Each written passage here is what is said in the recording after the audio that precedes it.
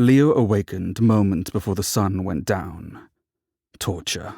That tiny window set high in the stone wall. A glimpse of the distant sun, one that lasted long enough to chart the orb's position, and know that it was, yet again, October 31st.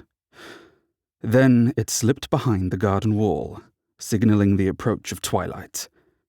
His gaze inevitably fell next upon the face of a wall clock that read 8 o'clock. Every single time. How many times must he relive this cursed evening? Once he'd loved this hidden laboratory, tucked away where few dared disturb him. But now he couldn't even light a damned candle to relieve the dark until the last crepuscular rays flickered and died. A most frustrating incident. One impossible to have anticipated. Worse, he could recall foggy snippets of the night to come. He'd been coaxing the mucin to polymerize all evening, and the glycosylated protein was on the precipice of forming a hydrogel when the fatal interruption had occurred.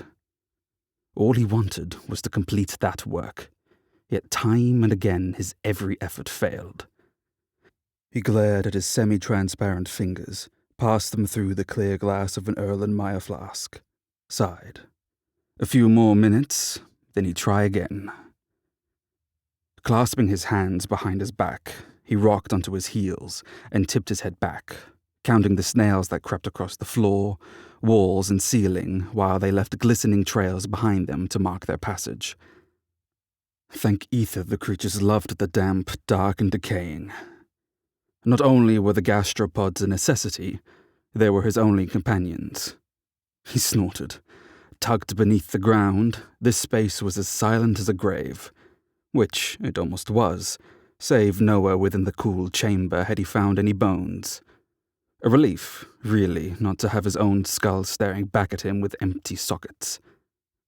The darkness intensified. Leo snapped his fingers and smiled as the sound echoed around him. It was time. He pinched a match from his workbench and offered up a quiet plea that it was not too damp to ignite, then struck it.